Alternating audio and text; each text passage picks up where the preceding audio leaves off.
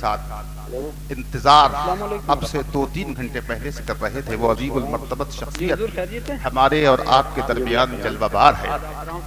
اب شعلہ نوا باعث دھماکہ خیز خطیب، ایوان باطلہ میں زلزلہ پروا کر دینے والا مہا وشال اسپیکر، شہنشاہ فکر و تدبر، آبروئے سنیت، نیر فلک خطابت، جامع معقولات و منقولات، منبع علم و حکمت، مخزن اسرار قابلیت، میدان خطابت کے شہ سوار، بزم سنیت کے علم بردار، زہد و تقوی کے خوگر، صدق و وفا کے پیکر، عالم باعمل حضرت علامہ مولانا حضور جمال ملت صاحب قبلہ دامت برکاتہ القدسیہ آپ کے سامنے رونق افروز ہو رہے ہیں۔ ان کے خطاب نایاب کو آپ کو سماعت فرمانا ہے۔ خطابت کی دنیا پہ ہے حکمرانی، خطابت کی دنیا پہ ہے حکمرانی، دلوں کو جلاتی ہے، دلوں کو جگاتی ہے سہل البیانی، اور فدا ان کی تقریر پر ہے یقیناً گلوں کا تبسم کلی کی جبانی۔ ان کی تقریر طبع یار کو بے چین کرتی ہے، سبب کیا ہے وہی کہتے ہیں جو دل پر گزرتی ہے۔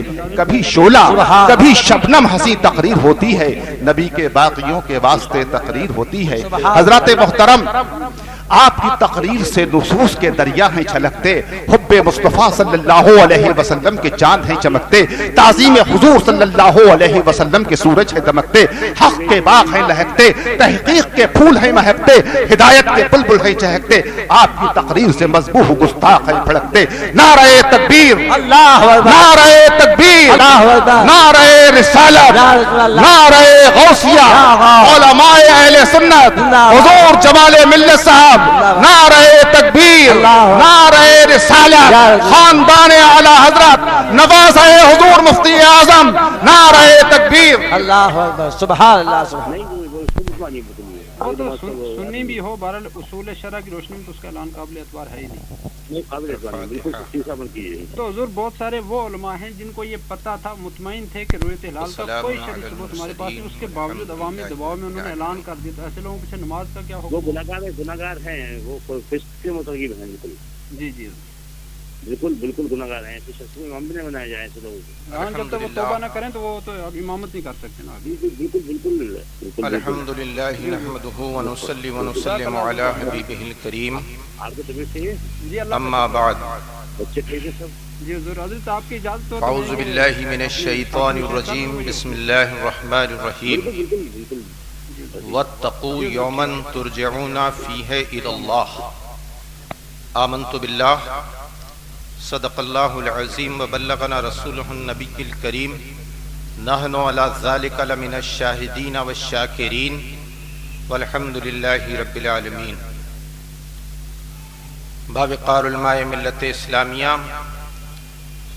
معزز سامعین حضرات، اہل سنت والجماعت کی تمام محافل کے دستور کے مطابق اپنے آقا و مولا محمد مصطفیٰ مجتبی مرتضی صلی اللہ علیہ وسلم کی مقدس، بابرکت، باعظمت، سراپا رحمت بارگاہ عالی وقار میں ہدیہ درود و سلام پیش کرنے کی سعادت حاصل کریں۔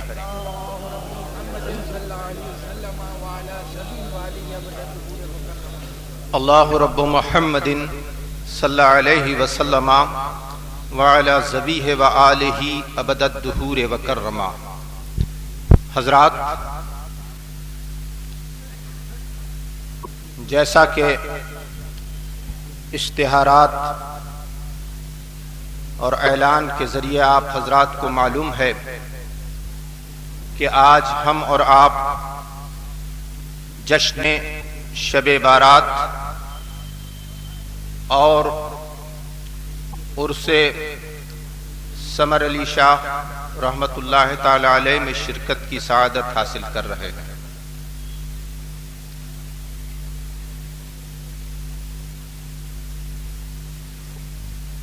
شعبان المعظم کی 14 تاریخ گزر گئی،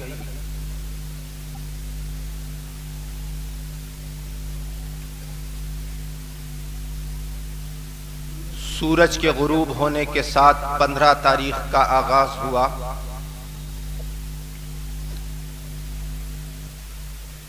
عصر اور مغرب کا درمیانی وقت آیا، مومنوں نے اپنے دلوں کو صاف کیا۔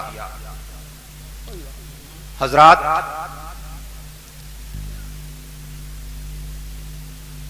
شعبان کی یہ تاریخ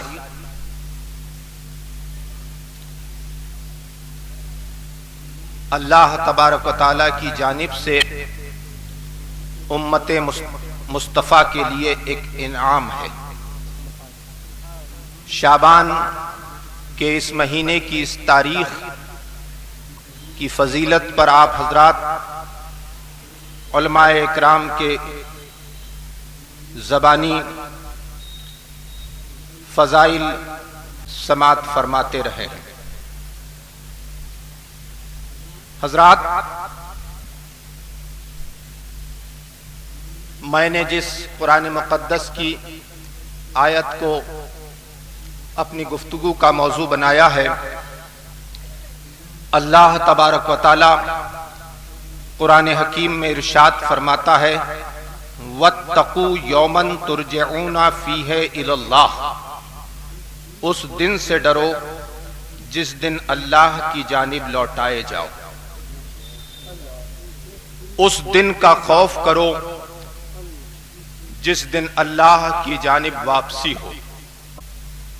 14 تاریخ شعبان کی گزرتی ہے، 15 تاریخ کے لگتے ہی مسلمانوں کے قافلے قبرستان کی طرف دوڑتے ہیں۔ کوئی اپنی ماں کی قبر کے سامنے جا کر کھڑا ہوتا ہے اور 2 آنسو بہا کر اپنی ماں کو محبت سے یاد کرتا ہے۔ کوئی اپنے باپ کے قدموں میں جا کر کھڑا ہو جاتا ہے، یادوں کا سیلاب اس کے ذہن میں ہوتا ہے، اپنے بچپن کو یاد کرتا ہے، اپنے باپ کی شفقت و محبت کو یاد کرتا ہے۔ ماں کے قدموں میں کھڑے ہو کر، ماں کے قدموں میں کھڑے ہونے والا اپنی ماں کے الفت بھرے آنچل کی خوشبو کو محسوس کرتا ہے، اور قبر سے وہ ماں اپنے لخت جگر کو دیکھتی ہے اور انس پکڑتی ہے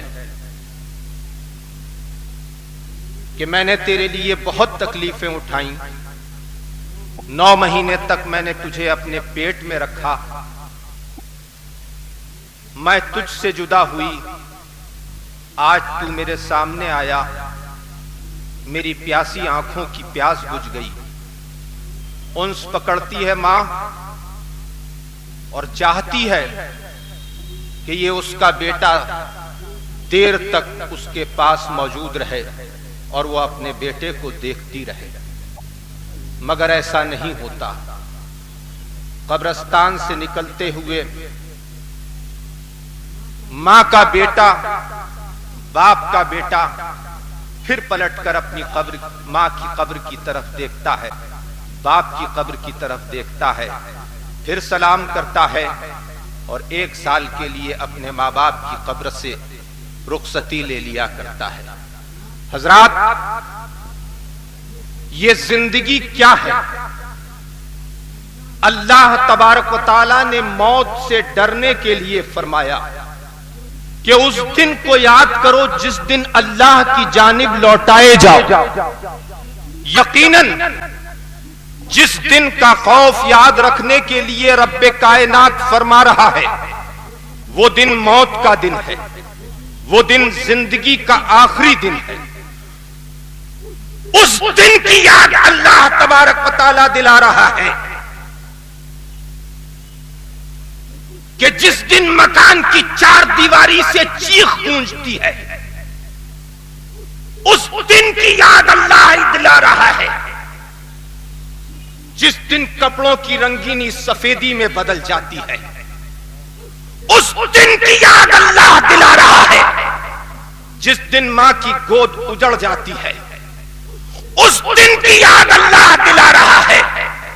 جس دن عورت کا سہاگ اجڑ جاتا ہے، اس دن کی یاد اللہ دلا رہا ہے۔ جس دن ہاتھوں کی چوڑیاں ٹوٹ جایا کرتی ہیں، اس دن کی یاد اللہ دلا رہا ہے۔ جس دن اداس چہرے مکان کے سامنے آ کر کھڑے ہو جایا کرتے ہیں، اس دن کی یاد اللہ دلا رہا ہے جس دن ماں اپنے ہونٹوں میں اپنے دوپٹے کو لے کر اپنی سسکیوں کو چھپانے کی کوشش کرتی ہے، جس دن کوئی بیوہ ہوتا ہے، جس دن عورت بیوہ ہوتی ہے، جس دن بچے یتیم ہوتے ہیں، جس دن ماں کی گود اچڑتی ہے، جس دن باپ کا آخری بڑھاپے کا سہارا رخصت ہوتا ہے، میرا رب اسی دن کی یاد دلا رہا ہے۔ وَاتَّقُوا يَوْمًا تُرْجَعُونَ فِيهِ إِلَى اللَّهِ، اس دن سے ڈرو جس دن اللہ کی جانب لوٹائے جاؤ۔ وہ دن موت کا دن ہے، اور یہ زندگی کیا ہے؟ اس زندگی کا فلسفہ کبھی کسی نے سمجھا؟ اللہ کی قسم اگر زندگی کے اوپر کوئی غور کرے تو انسان کا وجود اور اس کے حالات یہ بتاتے ہیں کہ انسان یہ سمجھتا ہے کہ دنیا کی رنگینیوں میں کھو جانے کا نام زندگی ہے، مگر نہیں، دنیا کی رنگینیوں میں کھو جانے کا نام زندگی نہیں ہے۔ اہل تصوف کی بارگاہ میں آپ آئیے اور ان سے پوچھئے کہ زندگی کس کو کہتے ہیں، تو اہل تصوف کہتے ہوئے ملیں گے ایک قبر سے نکل کر دوسری قبر تک جانے کے لیے جو راستہ طے کرتا ہے انسان، اس کو زندگی کہا جاتا ہے۔ ایک قبر سے نکل کر دوسری قبر تک پہنچنے کے لیے جو راستہ طے کرتا ہے انسان، اس کو زندگی کہا جاتا ہے۔ 9 مہینے تک ماں کے شکم میں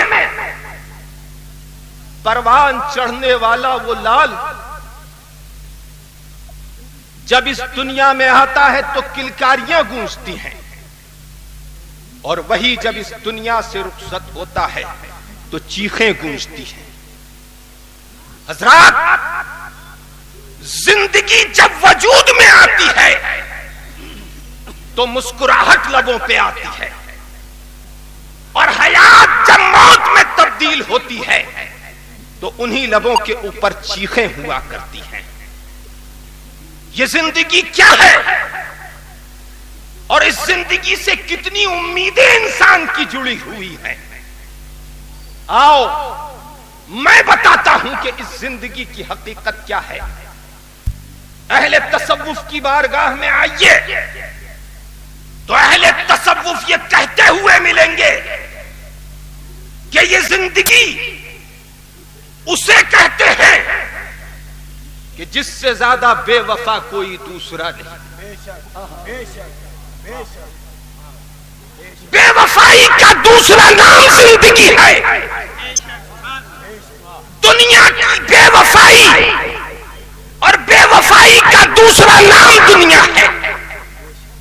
یہ اہل تصوف کی زبان ہے، مگر تورے رواں کے حالات میں اگر آپ دیکھیں گے تو انسان یہ کہے گا کہ آسمان کے نیچے اگر سب سے خوبصورت کوئی جگہ ہے تو دنیا ہے، آسمان کے نیچے سب سے خوبصورت اور حسین اگر کوئی جگہ ہے تو وہ دنیا ہے، مگر نہیں، حقیقت یہ نہیں۔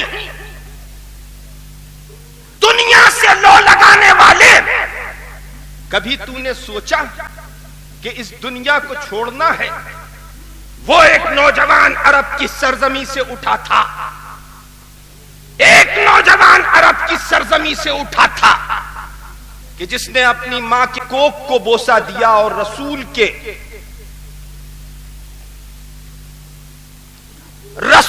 نوش فرمائے ہوئے کٹورے کے بچے ہوئے پانی کو پیا، تو ام المومنین حضرت میمونہ کے در اقدس پر تشریف لا کر مصطفیٰ نے پوچھا تھا، اس کٹورے کا بچا ہوا پانی کہاں گیا؟ یا رسول اللہ، حسن بصری نے پی لیا۔ وہ مسکراہٹ تھی مصطفیٰ کے لبہائے اقدس پر جو آئی اور آ کر ٹھہر گئی۔ ارشاد فرمایا اللہ کے رسول نے، حسن نے پانی نہیں پیا، علم پی لیا۔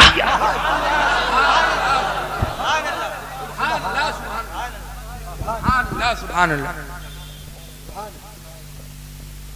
اور جب جوانی میں قدم رکھا حسن بصری نے تو ایک ویاپاری کی شکل میں اٹھ کر کھڑا ہوا، ہیرے جواہرات اپنی پوٹلی میں لیے، لال و گوہر اپنی پوٹلی میں لیے، یاقوت اور زمرد اپنی پوٹلی میں لیے، اور چل دیا بادشاہوں کے دربار میں ویاپار کرنے کے لیے۔ کون ہے لال و گوہر کا خریدنے والا؟ حسن سے۔ مگر حسن کا مستقبل کچھ اور کہہ رہا تھا، حسن کا مستقبل پکار رہا تھا کہ حسن تو دنیا میں ویاپار کرنے کے لیے نہیں آیا ہے، حسن تو سونا اور چاندی بیچنے کے لیے نہیں آیا ہے، حسن تو لال و گوہر بیچنے کے لیے نہیں آیا ہے۔ بادشاہ یمن کے دربار میں اپنی پوٹلی لے کر آیا اور ٹھہر گیا حسن۔ کہا بادشاہ وقت سے ملاقات کرنا ہے، کہا ملاقات نہیں ہو سکے گی۔ کیوں؟ آج کسی کی ملاقات نہیں ہوگی، ایک خاص تقریب ہے، اس تقریب میں بادشاہ کو جانا ہے، اور جتنے بھی سلطنت کے عمرہ ہیں، جتنے بھی سلطنت کے فوجی ہیں، جتنے بھی سلطنت کے اطباء ہیں، جتنے بھی سلطنت کے علماء ہیں، جتنے بھی سلطنت میں مشائخ ہیں، جتنے بھی سلطنت میں ذمہ دار لوگ ہیں، جتنے بھی سلطنت میں حسین و جمیل خواتین ہیں، وہ سب آج بادشاہ کے ساتھ تقریب میں شرکت کریں۔ حضرات، میں عرض کر رہا تھا کہ ماں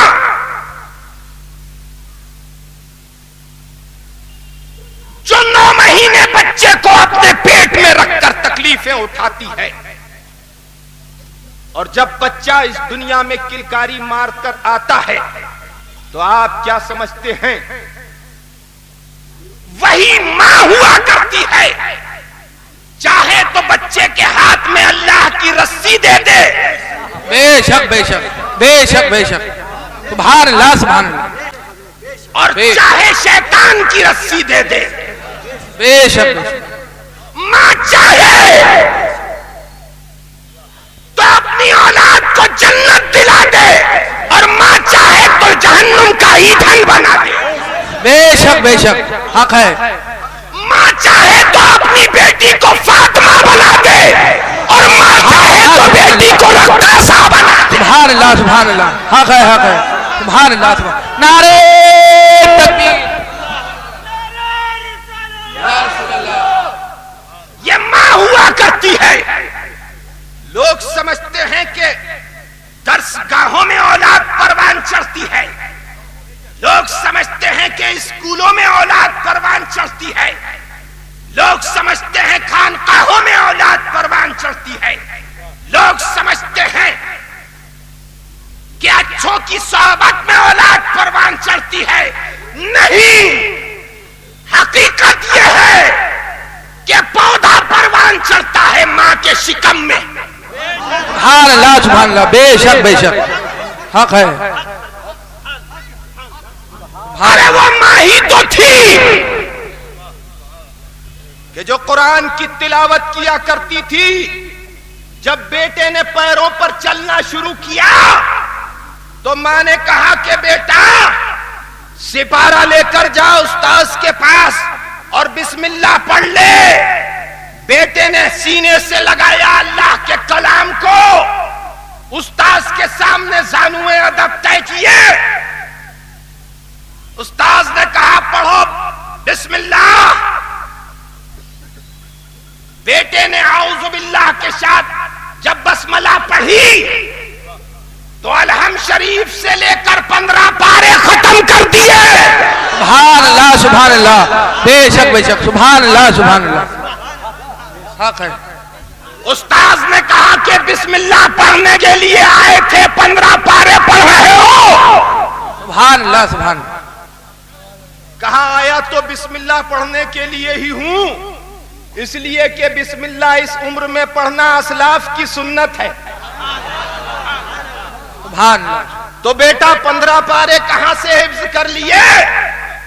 کہا جب اپنی ماں کے شکم میں تھا روز 15 پارے پڑھا کرتی تھی، شکم میں یاد کر لیے. سبحان اللہ سبحان اللہ سبحان اللہ. اللہ اکبر. یا رسول اللہ، یا غوث، زندہ باد. ماں جب قرآن پڑھتی ہے تو بیٹا قرآن کی آیتوں کی تعبیر بن کر ظاہر ہوا کرتا ہے، اور ماں جب رقص دیکھا کرتی ہے تو رقاصہ کو جنا کرتی ہے. یہ ماں ہوا کرتی ہے کہ اولاد کو اگر چاہے تو راستے کے اوپر ڈال دے، جو راستہ اللہ کا راستہ ہے. وَاتَّقُوا يَوْمًا تُرْجَعُونَ فِيهِ إِلَى اللَّهِ. اس دن سے ڈرو جس دن اللہ کی جانب لوٹائے جاؤ. یہ ماں ہوا کرتی ہے. ارے کیسی ماں ہوتی ہے یہ؟ ایسی ماں کہ اللہ کی قسم چاہے جنت دلا دے اور چاہے دوزخ کا ایندھن بنا دے. یہ ماں ہی تو تھی. کہا بیٹا نماز پڑھ. پوچھا ماں اگر نماز پڑھوں گا تو کیا ملے گا؟ کہا جو مانگے گا ملے گا. جو مانگے گا ملے گا. کہا ماں اگر شکر مانگوں گا شکر ملے گی؟ کہا ہاں ملے گی. بیٹے نے اللہ اکبر کہا، سجدے میں سر رکھا، ماں نے شکر کی پڑیا جا نماز کے نیچے رکھ دی. بیٹے نے سلام پھیرا، ماں سے پوچھا کہ ماں اللہ نے شکر نہیں دی. کہا بیٹا اپنی جانماز کا کونا اٹھا کر دیکھ. بیٹے نے جانماز کا کونا اٹھایا تو شکر کی پڑیا رکھی ہوئی تھی. یہ ماں تھی. دوسرا دن ہوا تو بیٹا بغیر کہے مصلے کے اوپر آ گیا. یہ ماں تھی کہ جس کی حکمت مصلے پر بلا رہی تھی. اللہ اکبر کہا، ماں نے موقع دیکھا پڑیا رکھ دی. اٹھایا پڑیا رکھی ہوئی تھی. سبحان اللہ، روز نماز پڑھتا ہوں 5 وقت کی 5 پڑیا شکر مل جایا کرتی ہے. بیٹا نمازی بن گیا. مہینوں گزر گئے، ماں پڑیا رکھتی رہی. بیٹا کونا اٹھاتا تھا اور پڑیا لے لیا کرتا تھا. ایک دن وہ آیا کہ بیٹا مصلے پر کھڑا ہو گیا اور ماں نے پڑیا نہیں رکھی. اب جب ماں آئی تو دیکھا کہ بیٹا قاعدے میں ہے اور سلام پھیرنے والا ہے. اگر پڑیا رکھتی ہوں تو پول کھل جائے گی، جھوٹی ثابت ہو جاؤں گی. ادھر بیٹے نے دعا کے لیے ہاتھ اٹھائے اور ماں نے سجدے میں سر رکھ دیا کہ مولا ماں کی عزت تیرے ہاتھ میں ہے.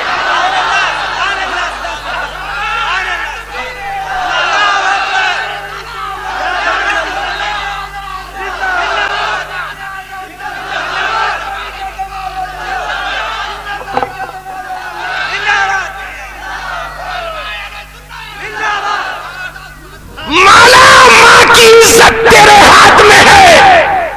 آج تک میں تیرے راستے پر ڈالنے کے لیے جھوٹ بولتی رہی اور پڑیا رکھتی رہی جانماز کے نیچے. اگرچہ میرا وہ جھوٹ بھی صحیح تھا کہ مولا ذریعہ میں تھی، دینے والا تو تھا.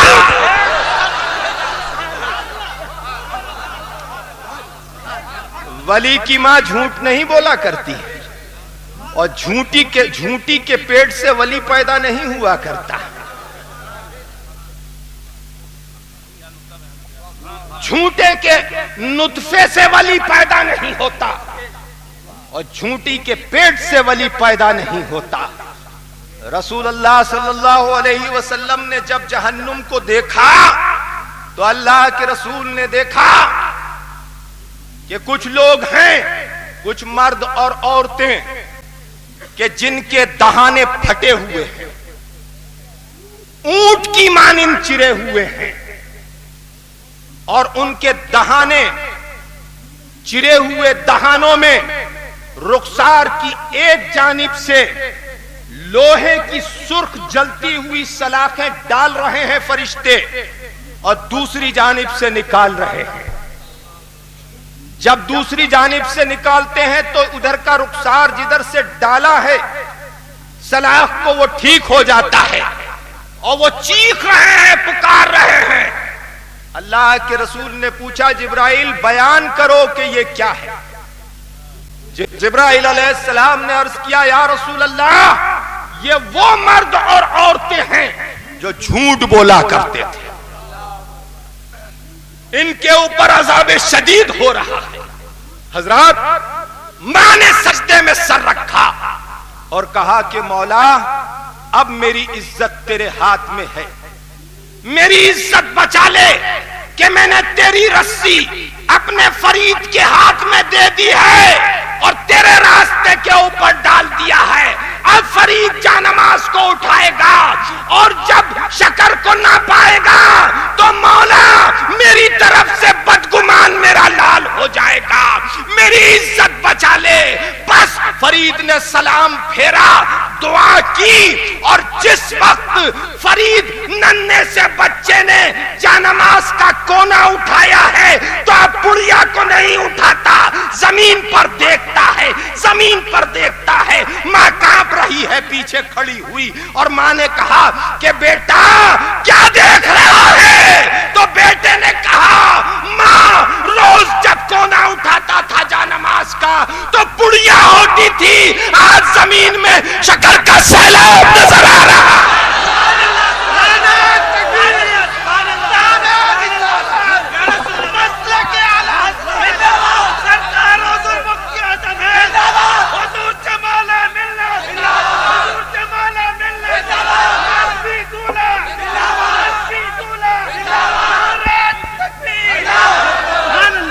نعرہ تکبیر، نعرہ رسالت، مسلک اعلی حضرت، فیضان اعلی حضرت، فیضان اعلی حضرت، فیضان اعلی حضرت، حضور جمال ملت۔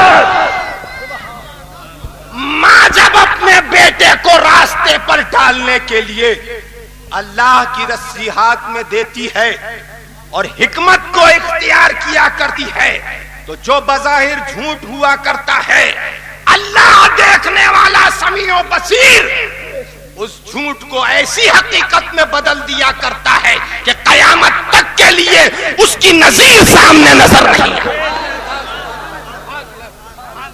یہ ایک ماں کا جذبہ تھا کہ ماں اپنے بیٹے کو اللہ کا راستہ دکھا رہی تھی، تو اللہ تبارک و تعالیٰ نے اس ماں کی لاج رکھی ہے۔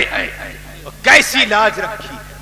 حضرات، میں عرض کر رہا تھا کہ حسن بصری پہنچے، بادشاہ وقت نکل کے آیا اور بہت اداس تھا، بہت خاموش تھا، آنکھوں میں آنسو تھے۔ دونوں جانب وزیر بادشاہ کے چل رہے تھے، فوج پیچھے پیچھے چل رہی تھی۔ اپنی سواری کے اوپر آیا اور بادشاہ بیٹھ گیا، پورا قافلہ ایک جنگل کی جانب روانہ ہوا۔ حسن بصری بھی ساتھ میں چلے گئے۔ حسن بصری کا بڑا مقام ہے میرے دوستوں، حسن بصری ساتھ میں چل دیے، اور ایک مقام کے اوپر جب حسن بصری پہنچے تو دیکھا کہ ایک خیمہ ہے جو ریشمی پردوں سے بنا ہوا ہے، بہت ہی حسین و جمیل خیمہ، ریشمی پردے اس کے اوپر پڑے ہوئے۔ بس بادشاہ وقت نے اپنے ہاتھوں کو باندھ لیا اور اپنی پلکوں کو جھکا لیا۔ ایک سسکی تھی بادشاہ کے لب کے اوپر جو آئی اور آ کر ٹھہر گئی، اور پھر وہ سسکی ایک چیخ میں بدل گئی۔ بادشاہ نے اپنی آنکھوں کو پوچھا، داڑھی پر آئے ہوئے آنسوؤں کو صاف کیا، اور اپنی قوم کی طرف دیکھا. بس بادشاہ کے قوم کی طرف دیکھتے ہی چند حسین عورتیں آگے بڑھی. بہت ہی خوبصورت و حسین و جمیل نوجوان عورتیں، اور اس خیمے کے اندر داخل ہو گئی.